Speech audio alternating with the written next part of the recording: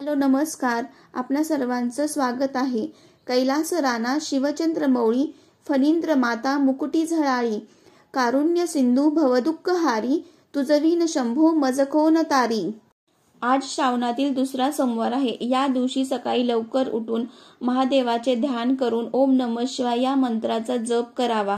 इथे मी वाळूची पिंड तयार करून त्यावर दूध दहीचा अभिषेक करून बेल फूल व कापसाचे वस्त्र अर्पण करून शिवामूठ अर्पण करत आहे.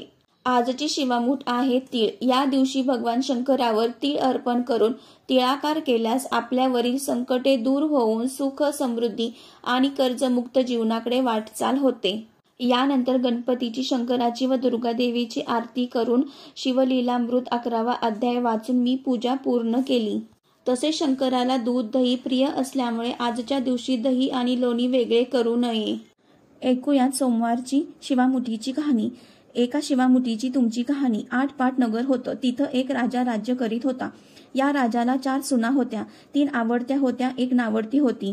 आवडत्या सुनांचा तो चांगला प्रतिपाळ करी. नावडतीला जेवायला उष्ट, नेसायला जाडं भरडं, राहायला गुडांचं बेड दिलं, गुराख्यांचं काम दिलं. पुढं श्रावण मास आला. पहिला सोमवार आला. ती राणी गेली. राजकन्या देवकन्यांची भेट झाली. त्यांना विचारलं, बाई कुठं जाता? महादेवाच्या देवळी जातो. शिवामूठ पाहतो. यानं काय होतं? भ्रताराची भक्ती होते, इच्छित कार्य सिद्धीस जातं, मुलं बाळं होतात, नावडती माणसं आवडती होतात, वडील माणसापासून सुखप्राप्ती होते. मग त्यांनी तिला विचारलं, तू कोणाची कोण? मी राजाची सून, तुमच्या बरोबर येते. त्यांच्या बरोबर ती देवळात गेली. नागकन्या देवकन्या वसा वसू लागल्या. नावडती म्हणाली, काय ग बायानो, कसला वसा वसता? आम्ही शिवामुठीचा वसा वसतो. त्या वशाला काय करावं?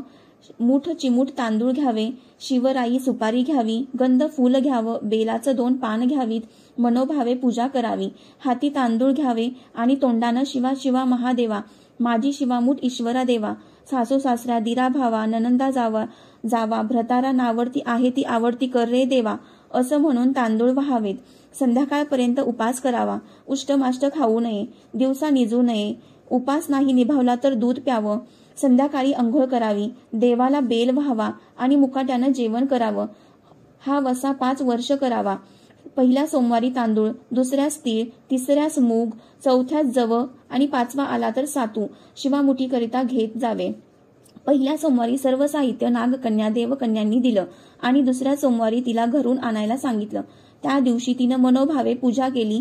सारा दिवस उपास केला. जावा ननंदांनी उष्टमाष्ट पान दिलं, ते तिनं गाईला घातलं. शंकराची आराधना केली आणि दूध पिऊन निजून राहिली. पुढे दुसरा सोमवार आला. नावडतीनं घरातून सर्व साहित्य मागून घेतलं. पुढं रानात जाऊन नागकन्याबरोबर मनोभावे पूजा केली आणि शिवा शिवा महादेवा, माझी शिवामूठ ईश्वरा देवा, सासू सासऱ्या दिरा भावा ननंद जावा भ्रतारा, नावडती आहे ती आवडती कर रे देवा, असं म्हणून तीळ वाहिले. सारा दिवस उपास केला. शंकराला बेल वाहिला. दूध पिऊन निजून राहिली. संध्याकाळी सासऱ्यानं विचारलं, तुझा देव कुठं आहे? नावडतीनं जबाब दिला, माझा देव फार लांब आहे. वाटा कठीण आहेत, काटेकुटे आहेत, साप वाघ आहेत, तिथं माझा देव आहे. पुढं तिसरा सोमवार आला. पूजेचं सामान घेतलं. देवाला जाऊ लागली. घरची माणसं माग चालली. नावडती तुझा देव दाखव म्हणून म्हणू लागली. नावडतीला रोजचा सराव होता. तिला काही वाटलं नाही. यांना काटेकुटे पुष्कळ लागले. नावडतीची दया आली. आजपर्यंत रानात कशी येत असेल कोण जाणे. नावडतीला चिंता पडली. देवाची प्रार्थना केली. देवाला तिची करुणा आली.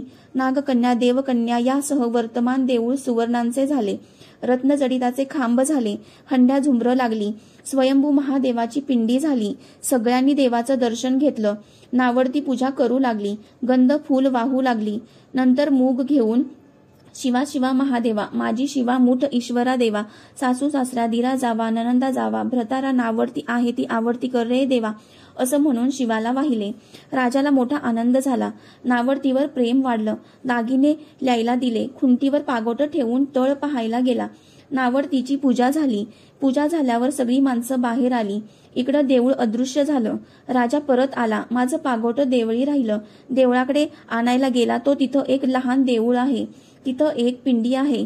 वर आपण केलेली पूजा आहे. जवळ खुंटीवर पागोटं आहे. तेव्हा त्यांनी सुनेला विचारलं, हे कसं झालं? माझा गरीबाचा हाच देव. मी देवाची प्रार्थना केली, त्याने तुम्हाला दर्शन दिले. सुनेमुळे देव भेटला म्हणून तिला पालखीत घालून घरी आणलं. नावडती होती ती आवडती झाली. जसा तिला शंकर प्रसन्न झाला तसा तुम्हा आम्हाला हो. ही साठा उत्तराची कहाणी 5 उत्तरी सुपर्ण संपूर्ण.